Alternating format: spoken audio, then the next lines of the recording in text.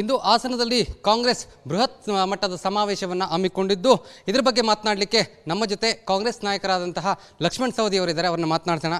Sir, ಕಾಂಗ್ರೆಸ್ನಿಂದ ಇಂದು ಬೃಹತ್ ಮಟ್ಟದ ಸಮಾವೇಶ ಹಮ್ಮಿಕೊಳ್ಳಲಾಗ್ತಾ ಇದೆ. ಸಾಕಷ್ಟು ಗೊಂದಲ ಇತ್ತು, ಗೊಂದಲ ಎಲ್ಲವೂ ಕೂಡ ಕ್ಲಿಯರ್ ಆಗಿದೆ ಅನ್ನುವಂಥದ್ದು. ಕಾಂಗ್ರೆಸ್ ಪಕ್ಷದಲ್ಲಿ ಯಾವುದೇ ಥರದ ಗೊಂದಲ ಸಮಸ್ಯೆಗಳಿಲ್ಲವೇ ಇಲ್ಲ. ಬಹಳ ಸ್ಪಷ್ಟವಾಗಿರ್ತಕ್ಕಂಥದ್ದು. ಪಕ್ಷಕ್ಕೆ ಇನ್ನಷ್ಟು ಶಕ್ತಿ ತುಂಬಬೇಕು, ಪಕ್ಷದ ಸಿದ್ಧಾಂತಗಳನ್ನು ಜನರಿಗೆ ಮನವರಿಕೆ ಮಾಡಬೇಕು. ನಾವು ಕೊಟ್ಟಿರ್ತಕ್ಕಂಥ ಕಾರ್ಯಕ್ರಮದ ಫಲವಾಗಿ ಮೊನ್ನೆ ನಡೆದಂಥ ಉಪಚುನಾವಣೆಯಲ್ಲಿ 3 ಕ್ಷೇತ್ರದಲ್ಲಿ ಗೆದ್ದಿರ್ತಕ್ಕಂಥದ್ದು. ಇದನ್ನು ನಾವು ಜನರಿಗೆ ಮನದಟ್ಟಾಗಿರ್ತಕ್ಕಂಥದ್ದು. ಇದನ್ನ ಬಗ್ಗೆ ನಾವು ಒಂದು ಸಮಾವೇಶ ಮಾಡಿಕೊಂಡು ಮುಂದಿನ ದಿನಮಾನಗಳಲ್ಲಿ ಜಿಲ್ಲಾ ಪಂಚಾಯತಿ, ತಾಲೂಕು ಪಂಚಾಯತಿ ಚುನಾವಣೆಗಳನ್ನು ಗಮನದಲ್ಲಿಟ್ಟುಕೊಂಡು ಇನ್ನೂ ಅನೇಕ ಸಮಾವೇಶಗಳನ್ನು ಮಾಡ್ತಕ್ಕಂಥ ಒಂದು ಗುರಿಯನ್ನು ಪಕ್ಷ ಇವತ್ತು ಇಟ್ಕೊಂಡಿದೆ. ಇದರಿಂದ ಭಾಳಷ್ಟು ಜನರಿಗೆ, ವಿರೋಧ ಪಕ್ಷದವರಿಗೆ ಒಂಥರ ಕಸಿವಿಸಿ ಪ್ರಾರಂಭ ಆಗಿದೆ. 136 ಇದ್ದದ್ದು 138ಕ್ಕೆ ಹೋಗಿದೆ. ಮತ್ತು 2 ಕ್ಷೇತ್ರದಲ್ಲಿ ಹೆಚ್ಚಿಗೆ ನಾವು ಬಂದಿರೋದ್ರಿಂದ ಕಾಂಗ್ರೆಸ್ ಪಕ್ಷಕ್ಕೆ ಇನ್ನೂ ಭಾಳ ಉಜ್ವಲವಾಗಿರ್ತಕ್ಕಂಥ ಭವಿಷ್ಯ ಕರ್ನಾಟಕದಲ್ಲಿದೆ. ನೋಡ್ತೀರಿ ನೀವು, ಬಿ ಜೆ ಪಿಯ ಒಳಜಗಳ, ಹೊಡೆದಾಟ, ಅಲ್ಲಿರ್ತಕ್ಕಂಥ ಕಲಹ, ಅದನ್ನೆಲ್ಲ ಜನ ನೋಡ್ತಾ ಇದ್ದಾರೆ. ಹೀಗಾಗಿ ಮುಂದೆ ಬರ್ತಕ್ಕಂಥ ಜಿಲ್ಲಾ ಪಂಚಾಯತಿ, ತಾಲೂಕು ಪಂಚಾಯತಿಯಲ್ಲೂ ಕಾಂಗ್ರೆಸ್ಗೆ ಪ್ರತಿಯೊಂದು ಜಿಲ್ಲೆಯಲ್ಲೂ ಕೂಡ ಮೆಜಾರಿಟಿ ಬರ್ತಕ್ಕಂಥ ಒಂದು ಅವಕಾಶ ಇದೆ. ನಿಮಗೆ ಇವತ್ತೇ ಹೇಳ್ತೀನಿ, ಮುಂದಿನ 3.5 ವರ್ಷ ಕಳೆದ ಮೇಲೂ ಕೂಡ ಈ ರಾಜ್ಯದಲ್ಲಿ ಮತ್ತೆ ಕಾಂಗ್ರೆಸ್ ಪಕ್ಷ ಅಧಿಕಾರಕ್ಕೆ ಬರುತ್ತೆ. ಸರ್, ಈಗ ವೈಯಕ್ತಿಕವಾಗಿ ಈ ಒಂದು ಸಮಾವೇಶ ನಡೀತಾ ಇದೆ, ಇದು ಪಕ್ಷದ ಸಮಾವೇಶ ಅಲ್ಲ ಅನ್ನುವಂತಹ ನಿಟ್ಟಿನಲ್ಲಿ ಏನು ಕಾಂಗ್ರೆಸ್ ಹೈಕಮಾಂಡ್ಗೆ ಅಂದರೆ AICC ಅಧ್ಯಕ್ಷರಿಗೆ ಒಂದು ಪತ್ರ ಬರುತ್ತೆ. ಈ ನಿಟ್ಟಿನಲ್ಲಿ ಸಾಕಷ್ಟು ಚರ್ಚೆಗಳು ಕೂಡ ಹೈಕಮಾಂಡ್ ಅಂಗಳದಲ್ಲಿ, ಅಂದರೆ ಕಾಂಗ್ರೆಸ್ ಹೈಕಮಾಂಡ್ ಅಂಗಳದಲ್ಲಿ ಆಗ್ತಾ ಇರುವಂಥದ್ದು ಸರ್, ಆಗಿರುವಂಥದ್ದು. ಹೈಕಮಾಂಡ್ ಮಧ್ಯದಲ್ಲಿ, ರಾಜ್ಯದ ಮುಖಂಡರ ಮಧ್ಯದಲ್ಲಿ ಯಾವುದೇ ಥರದ ವ್ಯತ್ಯಾಸಗಳಿಲ್ಲ ಮತ್ತು ಭಿನ್ನಾಭಿಪ್ರಾಯ ಇಲ್ಲ. ಸಿದ್ದರಾಮಯ್ಯನವರಾಗಲಿ, DK ಶಿವಕುಮಾರ್ ಅವರಾಗಲಿ ಚರ್ಚೆ ಮಾಡಿಕೊಂಡು ಮಾಡಿರ್ತಕ್ಕಂಥ ಒಂದು ಸಮಾವೇಶ ಇದೆ. ಕಾಂಗ್ರೆಸ್ ಪಕ್ಷ ಆಡಳಿತದಲ್ಲಿ ಇವತ್ತು ನಡೆಸ್ತಾ ಇರ್ತಕ್ಕಂಥ ಸಂದರ್ಭದಲ್ಲಿ ಪಕ್ಷದ ಕೆಳಗಡೆ ಇವತ್ತು ಮಾಡ್ತಿರ್ತಕ್ಕಂಥದ್ದು. ಅದು ಅನೇಕ ಜನ ಊಹಾಪೋಹಗಳು, ಅವೆಲ್ಲವೂ ಕೂಡ ಭಾಳಷ್ಟು ಪತ್ರು, ಅದು ಇದು ಇವೆಲ್ಲವೂ ಕೂಡ ಊಹಾಪೋಹಗಳಿಂದ ಕೂಡಿ ಇದೊಂದು ಚರ್ಚೆಗೆ ಗ್ರಾಸವಾಗಿತ್ತ ಹೊರತಾಗಿ ಯಾವುದೇ ಥರದ ಗೊಂದಲ ಇಲ್ಲ. ಸರ್, ಈಗ ಹಾಸನದಲ್ಲೇ ಯಾಕೆ ಸಮಾವೇಶ ಅನ್ನುವಂತಹ ಪ್ರಶ್ನೆ ಬಂದಂತಹ ಸಂದರ್ಭದಲ್ಲಿ ಸದ್ಯಕ್ಕೆ ಸಾಕಷ್ಟು ಚರ್ಚೆಗಳಾಗ್ತಾ ಇದೆ. ದೇವೇಗೌಡರ ಕುಟುಂಬವನ್ನು ಕಾಂಗ್ರೆಸ್ ಸರ್ಕಾರ ಟಾರ್ಗೆಟ್ ಮಾಡ್ತಾ ಇದೆ ಎನ್ನುವಂತಹ ವಿಚಾರ. ಸರ್ ನೋಡಿ, ಯಾರನ್ನು ಟಾರ್ಗೆಟ್ ಮಾಡಬೇಕು ಅಂತಕ್ಕಂಥ ವಿಚಾರ ಇಟ್ಕೊಂಡು ಮಾಡ್ತಕ್ಕಂಥದ್ದಲ್ಲ. ಆ ಭಾಗದಲ್ಲಿ ಇನ್ನಷ್ಟು ಕಾಂಗ್ರೆಸ್ಸನ್ನು ಗಟ್ಟಿಗೊಳಿಸ್ಬೇಕು, ಭದ್ರಗೊಳಿಸ್ಬೇಕು ಅಂತಕ್ಕಂಥ ವಿಚಾರ ಇಟ್ಕೊಂಡು ಮಾಡಿರ್ತಕ್ಕಂಥದ್ದು. ಅದು ಮುಂದಿನ ದಿನಮಾನದಲ್ಲಿ ಹೈದರಾಬಾದ್ ಕರ್ನಾಟಕದಲ್ಲಿಯೂ ಆಗುತ್ತೆ, ಮುಂಬೈ ಕರ್ನಾಟಕದ ಭಾಗದಲ್ಲಿಯೂ ಆಗುತ್ತೆ. ಅನೇಕ ಭಾಗಗಳಲ್ಲಿಯೂ ಕೂಡ ಈ ಚುನಾವಣೆಯ ಸಂದರ್ಭಗಳನ್ನು ಇಟ್ಕೊಂಡು ಮಾಡ್ತೀವಿ. ಸರ್, ಒಂದು ಕಡೆ ಸಿದ್ದರಾಮಯ್ಯನವರ ಸಮಾವೇಶ ಅಂತ ಹೇಳಿ ಬಿಂಬಿತ ಆಗ್ತಾ ಇದೆ, ಮತ್ತೊಂದು ಕಡೆ DK ಶಿವಕುಮಾರ್ ಅದರ ನೇತೃತ್ವವನ್ನು ವಹಿಸ್ಕೊಂಡ್ರು. ಅಂದರೆ ಕಾಂಗ್ರೆಸ್ ಹೈಕಮಾಂಡದ ಅಂಗಳದಲ್ಲಿ ಚರ್ಚೆ ಆದಂಥ ಸಂದರ್ಭದಲ್ಲಿ ಅದನ್ನು DK ಶಿವಕುಮಾರ್ ವಹಿಸ್ಕೊಂಡ್ರು ಅನ್ನುವಂಥದ್ದು. ಯಾವುದೇ ಅಂಥದ್ದು ಕೇವಲ ಊಹಾಪೋಹಗಳು. ನಾನು ಹೇಳಿರ್ತಕ್ಕಂಥದ್ದು ಅದು ಯಾವುದು ಕೂಡ ನಿಜವಾದ ಸಂಗತಿಗಳಲ್ಲ. DK ಶಿವಕುಮಾರ್ ಅವರು ಪಕ್ಷದ ಅಧ್ಯಕ್ಷರು.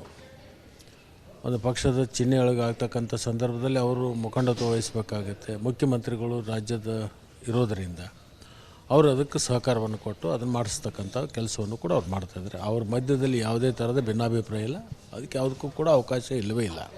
ಧನ್ಯವಾದಗಳು ಸರ್. ಇದಿಷ್ಟು ಏನು ಕಾಂಗ್ರೆಸ್ನಲ್ಲಿ ಯಾವುದೇ ರೀತಿಯಾದಂತಹ ಗೊಂದಲಗಳಿಲ್ಲ, ಎಲ್ಲಕ್ಕೂ ಕೂಡ ತೆರೆ ಬಿದ್ದಿದೆ. ಸಮಾವೇಶವು ಕೂಡ ಒಂದು ನಿಟ್ಟಿನಲ್ಲಿ ಅದ್ಭುತವಾಗಿ ನಡೆಯುತ್ತೆ ಎನ್ನುವಂತಹ ಮಾತನ್ನು ಕೂಡ ಹೇಳಿರುವಂಥದ್ದು. ಕ್ಯಾಮ್ರಾ ಪರ್ಸನ್ ಮನೀಶ್ ಜೊತೆ ನಟೇಶ್ ರಾಜಣ್ಣ, ರಿಪಬ್ಲಿಕ್ ಕನ್ನಡ, ನವದೆಹಲಿ. ಇಂದು ಹಾಸನದಲ್ಲಿ ಕಾಂಗ್ರೆಸ್ ಬೃಹತ್ ಮಟ್ಟದ ಸಮಾವೇಶವನ್ನು ಹಮ್ಮಿಕೊಂಡಿದ್ದು ಇದರ ಬಗ್ಗೆ ಮಾತನಾಡಲಿಕ್ಕೆ ನಮ್ಮ ಜೊತೆ ಕಾಂಗ್ರೆಸ್ ನಾಯಕರಾದಂತಹ ಲಕ್ಷ್ಮಣ್ ಸವದಿ ಅವರಿದ್ದಾರೆ. ಅವರನ್ನು ಮಾತನಾಡ್ಸೋಣ. ಸರ್, ಕಾಂಗ್ರೆಸ್ನಿಂದ ಇಂದು ಬೃಹತ್ ಮಟ್ಟದ ಸಮಾವೇಶ ಹಮ್ಮಿಕೊಳ್ಳಲಾಗ್ತಾ ಇದೆ. ಸಾಕಷ್ಟು ಗೊಂದಲ ಇತ್ತು, ಗೊಂದಲ ಎಲ್ಲವೂ ಕೂಡ ಕ್ಲಿಯರ್ ಆಗಿದೆ ಅನ್ನುವಂಥದ್ದು. ಕಾಂಗ್ರೆಸ್ ಪಕ್ಷದಲ್ಲಿ ಯಾವುದೇ ಥರದ ಗೊಂದಲ ಸಮಸ್ಯೆಗಳಿಲ್ಲವೇ ಇಲ್ಲ. ಬಹಳ ಸ್ಪಷ್ಟವಾಗಿರ್ತಕ್ಕಂಥದ್ದು. ಪಕ್ಷಕ್ಕೆ ಇನ್ನಷ್ಟು ಶಕ್ತಿ ತುಂಬಬೇಕು, ಪಕ್ಷದ ಸಿದ್ಧಾಂತಗಳನ್ನು ಜನರಿಗೆ ಮನವರಿಕೆ ಮಾಡಬೇಕು. ನಾವು ಕೊಟ್ಟಿರ್ತಕ್ಕಂಥ ಕಾರ್ಯಕ್ರಮದ ಫಲವಾಗಿ ಮಾನ್ಯ ನಡೆದಂಥ ಉಪಚುನಾವಣೆಯಲ್ಲಿ 3 ಕ್ಷೇತ್ರದಲ್ಲಿ ಗೆದ್ದಿರ್ತಕ್ಕಂಥದ್ದು. ಇದನ್ನು ನಾವು ಜನರಿಗೆ ಮನದಟ್ಟಾಗಿರ್ತಕ್ಕಂಥದ್ದು. ಇದರ ಬಗ್ಗೆ ನಾವು ಒಂದು ಸಮಾವೇಶ ಮಾಡಿಕೊಂಡು ಮುಂದಿನ ದಿನಮಾನಗಳಲ್ಲಿ ಜಿಲ್ಲಾ ಪಂಚಾಯತಿ, ತಾಲೂಕು ಪಂಚಾಯತಿ ಚುನಾವಣೆಗಳನ್ನು ಗಮನದಲ್ಲಿಟ್ಟುಕೊಂಡು ಇನ್ನೂ ಅನೇಕ ಸಮಾವೇಶಗಳನ್ನು ಮಾಡ್ತಕ್ಕಂಥ ಒಂದು ಗುರಿಯನ್ನು ಪಕ್ಷ ಇವತ್ತು ಇಟ್ಕೊಂಡಿದೆ. ಇದರಿಂದ ಭಾಳಷ್ಟು ಜನರಿಗೆ, ವಿರೋಧ ಪಕ್ಷದವರಿಗೆ ಒಂಥರ ಕಸಿವಿಸಿ ಪ್ರಾರಂಭ ಆಗಿದೆ. 136 ಇದ್ದದ್ದು 138ಕ್ಕೆ ಹೋಗಿದೆ. ಮತ್ತು 2 ಕ್ಷೇತ್ರದಲ್ಲಿ ಹೆಚ್ಚಿಗೆ ನಾವು ಬಂದಿರೋದ್ರಿಂದ ಕಾಂಗ್ರೆಸ್ ಪಕ್ಷಕ್ಕೆ ಇನ್ನೂ ಭಾಳ ಉಜ್ವಲವಾಗಿರ್ತಕ್ಕಂಥ ಭವಿಷ್ಯ ಕರ್ನಾಟಕದಲ್ಲಿದೆ. ನೋಡ್ತೀರಿ ನೀವು, ಬಿ ಜೆ ಪಿಯ ಒಳಜಗಳ, ಹೊಡೆದಾಟ, ಅಲ್ಲಿರ್ತಕ್ಕಂಥ ಕಲಹ, ಅದನ್ನೆಲ್ಲ ಜನ ನೋಡ್ತಾ ಇದ್ದಾರೆ. ಹೀಗಾಗಿ ಮುಂದೆ ಬರ್ತಕ್ಕಂಥ ಜಿಲ್ಲಾ ಪಂಚಾಯತಿ, ತಾಲೂಕು ಪಂಚಾಯತಿಯಲ್ಲೂ ಕಾಂಗ್ರೆಸ್ಗೆ ಪ್ರತಿಯೊಂದು ಜಿಲ್ಲೆಯಲ್ಲೂ ಕೂಡ ಮೆಜಾರಿಟಿ ಬರ್ತಕ್ಕಂಥ ಒಂದು ಅವಕಾಶ ಇದೆ. ನಿಮಗೆ ಇವತ್ತೇ ಹೇಳ್ತೀನಿ,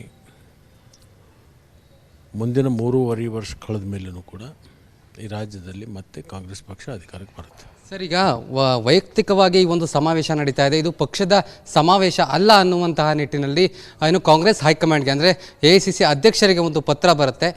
ಈ ನಿಟ್ಟಿನಲ್ಲಿ ಸಾಕಷ್ಟು ಚರ್ಚೆಗಳು ಕೂಡ ಹೈಕಮಾಂಡ್ ಅಂಗಳದಲ್ಲಿ, ಅಂದರೆ ಕಾಂಗ್ರೆಸ್ ಹೈಕಮಾಂಡ್ ಅಂಗಳದಲ್ಲಿ ಆಗ್ತಾ ಇರುವಂಥದ್ದು ಸರ್, ಆಗಿರುವಂಥದ್ದು. ಹೈಕಮಾಂಡ್ ಮಧ್ಯದಲ್ಲಿ, ರಾಜ್ಯದ ಮುಖಂಡರ ಮಧ್ಯದಲ್ಲಿ ಯಾವುದೇ ಥರದ ವ್ಯತ್ಯಾಸಗಳಿಲ್ಲ ಮತ್ತು ಭಿನ್ನಾಭಿಪ್ರಾಯ. ಸಿದ್ದರಾಮಯ್ಯನವರಾಗಲಿ, DK ಶಿವಕುಮಾರ್ ಅವರಾಗಲಿ ಚರ್ಚೆ ಮಾಡಿಕೊಂಡು ಮಾಡಿರ್ತಕ್ಕಂಥ ಒಂದು ಸಮಾವೇಶ ಇದೆ. ಕಾಂಗ್ರೆಸ್ ಪಕ್ಷ ಆಡಳಿತದಲ್ಲಿ ಇವತ್ತು ನಡೆಸ್ತಾ ಇರ್ತಕ್ಕಂಥ ಸಂದರ್ಭದಲ್ಲಿ ಪಕ್ಷದ ಕೆಳಗಡೆ ಇವತ್ತು ಮಾಡ್ತಿರ್ತಕ್ಕಂಥದ್ದು. ಅದು ಅನೇಕ ಜನ ಊಹಾಪೋಹಗಳು, ಅವೆಲ್ಲವೂ ಕೂಡ ಭಾಳಷ್ಟು ಪತ್ರು, ಅದು ಇದು ಇವೆಲ್ಲವೂ ಕೂಡ ಊಹಾಪೋಹಗಳಿಂದ ಕೂಡಿ ಇದೊಂದು ಚರ್ಚೆಗೆ ಗ್ರಾಸವಾಗಿತ್ತು ಹೊರತಾಗಿ ಯಾವುದೇ ಥರದ ಗೊಂದಲ ಇಲ್ಲ. ಸರ್, ಈಗ ಹಾಸನದಲ್ಲೇ ಯಾಕೆ ಸಮಾವೇಶ ಅನ್ನುವಂತಹ ಪ್ರಶ್ನೆ ಬಂದಂತಹ ಸಂದರ್ಭದಲ್ಲಿ ಸದ್ಯಕ್ಕೆ ಸಾಕಷ್ಟು ಚರ್ಚೆಗಳಾಗ್ತಾ ಇದೆ. ದೇವೇಗೌಡರ ಕುಟುಂಬವನ್ನು ಕಾಂಗ್ರೆಸ್ ಸರ್ಕಾರ ಟಾರ್ಗೆಟ್ ಮಾಡ್ತಾ ಇದೆ ಎನ್ನುವಂತಹ ವಿಚಾರ. ಸರ್ ನೋಡಿ, ಯಾರನ್ನು ಟಾರ್ಗೆಟ್ ಮಾಡಬೇಕು ಅಂತಕ್ಕಂಥ ವಿಚಾರ ಇಟ್ಕೊಂಡು ಮಾಡ್ತಕ್ಕಂಥದ್ದಲ್ಲ. ಆ ಭಾಗದಲ್ಲಿ ಇನ್ನಷ್ಟು ಕಾಂಗ್ರೆಸ್ಸನ್ನು ಗಟ್ಟಿಗೊಳಿಸ್ಬೇಕು, ಭದ್ರಗೊಳಿಸ್ಬೇಕು ಅಂತಕ್ಕಂಥ ವಿಚಾರ ಇಟ್ಕೊಂಡು ಮಾಡಿರ್ತಕ್ಕಂಥದ್ದು.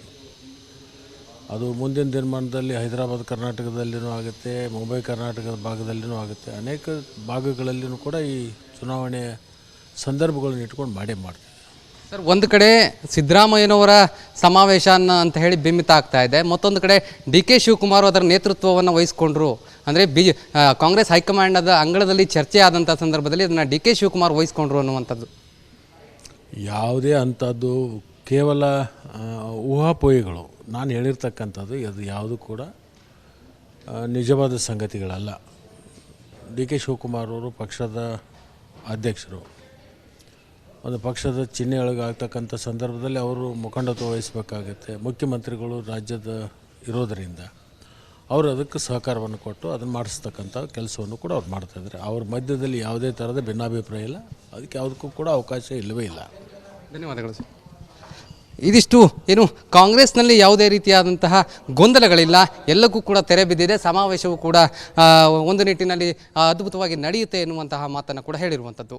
ಕ್ಯಾಮ್ರಾ ಪರ್ಸನ್ ಮನೀಶ್ ಜೊತೆ ನಟೇಶ್ ರಾಜಣ್ಣ, ರಿಪಬ್ಲಿಕ್ ಕನ್ನಡ, ನವದೆಹಲಿ.